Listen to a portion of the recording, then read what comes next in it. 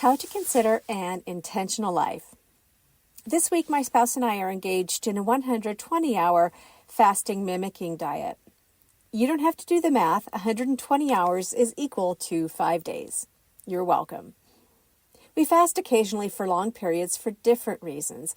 I decided to fast for 5 days because I've had some digestive issues lately and I want to gain control over my life. My spouse fasts more often than I do. He does it because he wants to optimize his health outcomes. And while we have different motivations, we work together to have a positive experience while we live with a challenge. Full disclosure, we conduct a modified fast based on the macronutrients provided by the information on the Prolon Fasting Mimicking Diet website.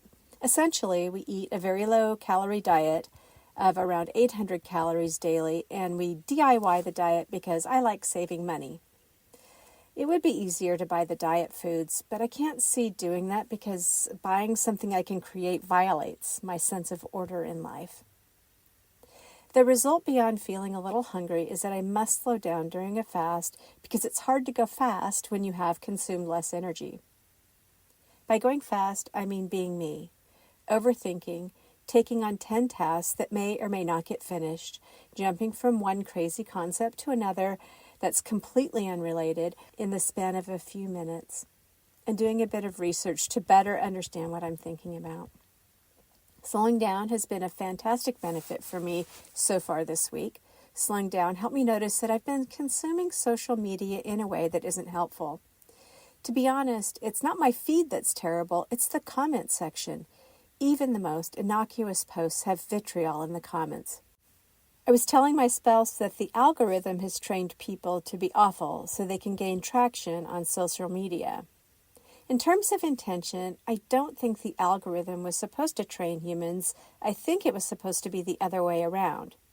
No doubt it was highly biased from the beginning. I think of it like measuring twice and cutting once, or garbage in, garbage out.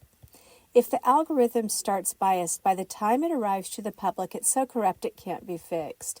Now all I can consider is the bad attitude the developers must have had in their hearts. Noticing the terrible feedback in the comments section has spurred me to be more intentional about my social media consumption. I admit I get a boost from the garbage people say in the comments section.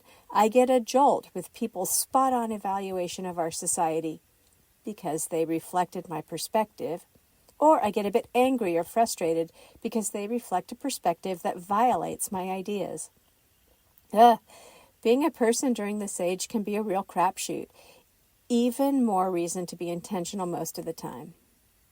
Now that I've recognized that reading the comments section is harmful to me, I can be intentional in avoiding the comment section. I still want to look at really adorable pets. I still want to see mature ladies get their hair done. I like looking at art or watching Instagram posts about etymology, but I won't read the comments. I find I have the same addiction to the comment section as I do to the news, and I realize I have little power to affect the outcome of our current culture, but I'm a voyeur regardless because it gives me an emotional boost.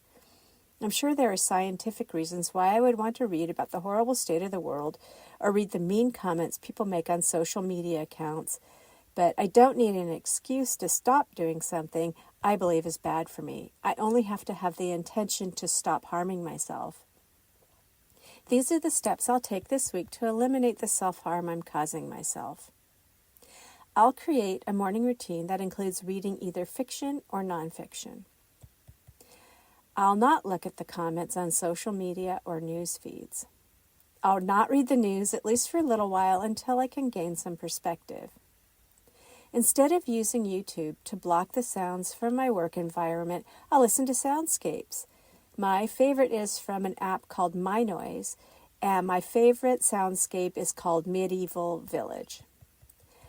I'll journal so I can sort out my feelings. I aim to have feelings about actual life and not life on the internet.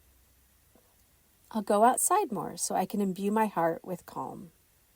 And finally, I'll exercise regularly. That's all I can think to do to help me as I build my intention muscle. Winter is always a lazy time for me, and as spring approaches, I see that I'm feeling better and more ambitious. I'm going to lean into this feeling so I have a productive spring, summer, and fall. Intention requires effort similar to fasting. I must ignore slight discomfort to acquire a result. I want that for myself. I want to approach my existence with the results in the forefront of my mind. Not every result is monumental.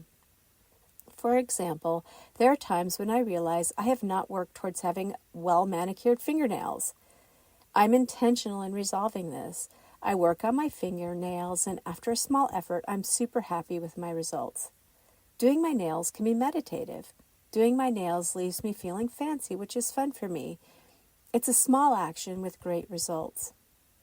Sometimes I must do a task that requires a lot of effort if I want great results. For example, writing a book. That's also satisfying for me, but if I'm not in a place where I can use the skill of intention to give myself a manicure, I definitely won't be in a mindset that allows me to write a book.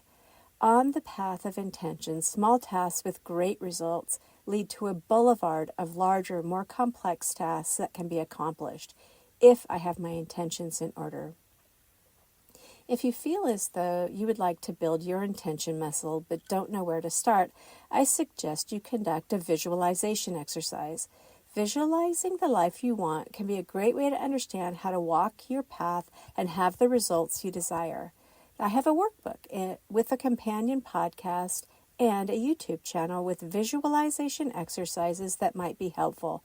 It's available on Amazon. The title is Your Future Self, a time traveler's manifestation workbook for intentional well-being.